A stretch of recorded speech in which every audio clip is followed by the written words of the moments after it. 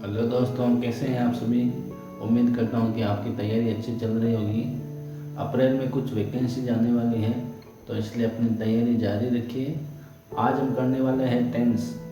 देखिए, राजस्थान का एग्ज़ाम हो, चाहे बैंक का, एसएससी का, कोई भी एग्ज़ाम हो, यदि आपको टेंस नहीं आएंगे तो बाकी जो टॉपिक्स हैं उसमें भी प्रॉब्लम आएगी। जैसे कि एक पैसिव का एक एक्टिव का एक वाक्य ले लीजिए, he is writing a letter, तो इसका उत्तर होगा letter is being written by him. हालांकि रट भी सकते हैं, लेकिन फिर भी यदि आपको समझना है इन सभी टॉपिक्स को, जैसे कि पैसिव वॉइस है, डायरेक्ट इनडायरेक्ट है, या भी डिटरमिनर्स है, या फिर राजस्थान के एग्जाम में जो भी टॉपिक्स आते हैं सिलेबस में जो इंग्लिश में है, तो उन सभी को समझने के लिए इंग्लिश में टेंस का आना बहुत ज़रूरी है। तो हालांकि डायरेक्ट कोई इसके टेंस से संबंधित प्रश्न नहीं पूछे जाते हैं एग्जाम में, लेकिन फिर भी टेंस जो है वो बेसिक है सभी टॉपिक्स का। तो इसलिए आज हम टेंस शुरू करते हैं। टेंस 3 प्रकार के होते हैं। ये पहला होता है प्रेजेंट टेंस, यानी वर्तमान काल, जो समय अभी चल रहा है वो वर्तमान काल कहलाता है। जैसे आपको यदि पूछा जाए वह खाना खा रहा है, ये कौन से टेंस का वाक्य है, तो सोचे कि ये काम भी चल रहा है, तो इसलिए वह खाना खा रहा है, तो इससे ये याद होता है कि ये काम अभी चल रहा है, तो इसका मतलब ये प्रेजेंट टेंस का है। वह एक पत्र लिख चुका होगा, तो आप सोचिए कि कौन सा वाक्य है ये, इसमें कौन सा समय बताया गया है, ये इसमें फ्यूचर का समय बताया गया। वह एक पत्र लिख चुका होगा, तो ये फ्यूचर का है। इसी प्रकार हम वाक्यों को आपको पहचान आनी चाहिए। तो टेंस 3 प्रकार के होते हैं, प्रेजेंट टेंस, पास्ट टेंस और फ्यूचर टेंस। आज हम प्रेजेंट टेंस को पूरा करने की कोशिश करेंगे। प्रेजेंट का मतलब वर्तमान काल, पास्ट का मतलब भूतकाल, और फ्यूचर टेंस का मतलब है भविष्यत काल। तो प्रेजेंट के अंदर और पास्ट के अंदर और फ्यूचर के अंदर, इन तीनों के अंदर इनको 4 भागों में डिवाइड किया गया है। जैसे प्रेजेंट के अंदर प्रेजेंट इंडिफिनिट, और या ये कह सकते हैं कि प्रेजेंट सिंपल, इसके अलावा प्रेजेंट कंटिन्यूस, इसके अलावा प्रेजेंट परफेक्ट और प्रेजेंट परफेक्ट कंटिन्यूस। इसी प्रकार पास्ट के भी इसी प्रकार हो गए, पास्ट इंडिफिनिट या पास्ट सिंपल कह दो उसको, पास्ट कंटिन्यूस, पास्ट परफेक्ट और पास्ट परफेक्ट कंटिन्यूस। इस प्रकार फ्यूचर के भी इसी प्रकार होंगे। तो हम प्रेजेंट के आज जो पहला टेंस है प्रेजेंट इंडिफिनिट या प्रेजेंट सिंपल कह सकते हैं, वो करेंगे। तो प्रेजेंट सिंपल की क्या पहचान है कि इस जो हिंदी वाक्य है जिसमें ता है, ती है, ते है आते हैं, जैसे वह यहाँ रहता है, तो इसमें ता है आया, या वह एक पत्र लिखता है, वह खाना खाता है, वह रोज वहाँ जाता है। तो ये सभी चीज़ें ता है, ती है, ये सभी वाक्य प्रेजेंट सिंपल या प्रेजेंट इंडिफिनिट के वाक्य कहलाएंगे। तो इनके बनाने का फॉर्मूला क्या है कि जैसे राम खाना खाता है, तो इसको बनाने का फॉर्मूला क्या है, इसमें आएगा सब्जेक्ट प्लस वर्ब की फर्स्ट फॉर्म या फर्स्ट फॉर्म के साथ में एस और इसके बाद में ऑब्जेक्ट। तो इसको राम खाना खाता है, इसको किस प्रकार बनाया जाएगा।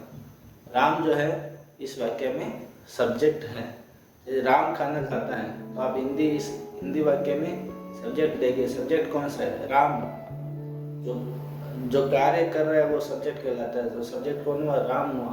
तो राम ईट्स फूड, तो राम खाना खाता है, इसकी इंग्लिश होगी राम ईट्स फूड। तो इसमें ईट्स ही क्यों लगा, ऐसे कब लगता है जब ही, सी और इट सब्जेक्ट, यदि ही, सी, इट हो या एक वचन हो, ये सिंगुलर हो, मतलब तो सिंगुलर हो या ही, सी, इट हो, तो ये राम जो है वो जो सब्जेक्ट है वो सिंगुलर है, तो इसलिए इसमें ईट्स लगा। तो यदि सिंगुलर नहीं हो तो वी हो, आई हो, या दे हो, या यू हो, या कोई भी बहुवचन शब्द हो, तो उसके साथ में ओनली वर्ब की फर्स्ट फॉर्म आएगी। यदि यहाँ पे राम खाना खाता है की जगह ये होता वे खाना खाते हैं, तो आता दे ईट फूड। इस प्रकार जो सेंटेंस है, तो प्रेजेंट सिंपल कह दो या प्रेजेंट इंडिफिनिट का कह दो, उसमें पहचाने ता है, ती है, ते है आदि आएंगे। तो जैसे वह यहाँ रहता है, तो वापस वही रूल है, सब्जेक्ट प्लस वर्ब की फर्स्ट फॉर्म या एस भी आ सकता है साथ में, और ऑब्जेक्ट प्लस अदर। तो इसमें यह वह यहाँ रहता है, तो इसमें सब्जेक्ट कौन हुआ, वह, मतलब ही लिव्स हियर। तो ऑब्जेक्ट इसमें है नहीं, तो सीधा स्थान आ गया, ही लिव्स हियर। तो ये प्रेजेंट इंडिपेंडेंट का वाक्य बनेंगे सारे। तो प्रेजेंट इंडिपेंडेंट के या प्रेजेंट सिंपल आप कह सकते हो, ये प्रेजेंट सिंपल या इंडिपेंडेंट के होते हैं वाक्य। तो दोस्तों जो प्रेजेंट इंडिपेंडेंट के हैं, हम और भी एग्जांपल करते हैं। जैसे वे मैदान में क्रिकेट खेलते हैं, तो कैसे करेंगे, उसमें आया वे मैदान में क्रिकेट खेलते हैं, तो ताहती आया, तो हमें पता चल गया ये कौन सा है, प्रेजेंट इंडिपेंडेंट टेंस का है। तो वे मैदान में क्रिकेट खेलते हैं, तो इसका होगा दे, क्योंकि दे सब्जेक्ट है, दे पहले बोला जाएगा। दे प्ले, प्ले इसलिए होगा क्योंकि ये बहुवचन है। दे प्ले, प्लेज नहीं हो सकता यहाँ पे क्योंकि ये सिंगुलर है नहीं, दे का मतलब वे होता है।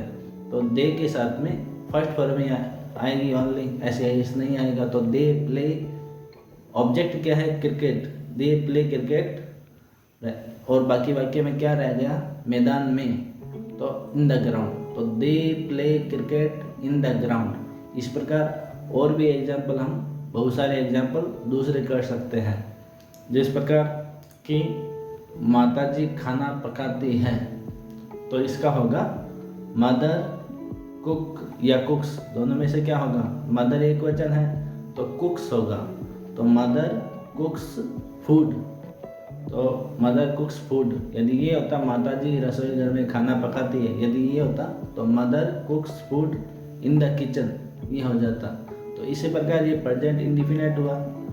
प्रेजेंट सिंपल या इंडिफिनिट कह सकते हैं। इसको भी चार तरह से बनाया जा सकता है। हर एक वाक्य को प्रेजेंट कंटिन्यूस का हो, चाहे प्रेजेंट परफेक्ट का हो, चाहे किसी भी प्रकार का इन सेंटेंसेस में किसी भी प्रकार का वाक्य हो, चार प्रकार से बनाया जा सकता है। एक तो होता है अफर्मेटिव, दूसरा है नेगेटिव, इंटेरोगेटिव और इंटेरोगेटिव नेगेटिव। ये चारों प्रकार से वाक्य को बनाया जा सकता है। इस प्रकार जैसे ये माताजी खाना पकाती है, इसको जो सकारात्मक या ऐसे कह सकते हैं एफर्मेटिव है, तो इस सकारात्मक वाक्य है। तो इसको भी नेगेटिव कैसे बनाया जाएगा, माताजी रसोई घर में खाना नहीं पकाती हैं। और इंटेरोगेटिव इसका कैसे बनेगा, क्या माताजी रसोई घर में खाना पकाती हैं, और क्या माताजी रसोई घर में खाना नहीं पकाती है। इंटेरोगेटिव का मतलब प्रश्नवाचक और इंटेरोगेटिव नेगेटिव का मतलब है प्रश्नवाचक और नकारात्मक, दोनों साथ में होंगे। तो एक वाक्य को भी चार तरह से और बनाया जा सकता है। एक वाक्य को चार तरह से और भी बनाया जा सकता है। जैसे माताजी रसोई घर में खाना पकाती हैं, तो mother कुक्स food in the kitchen. यदि ये ऐसा होता माताजी रसोई घर में खाना नहीं पकाती हैं, तो mother does not cook food in the kitchen.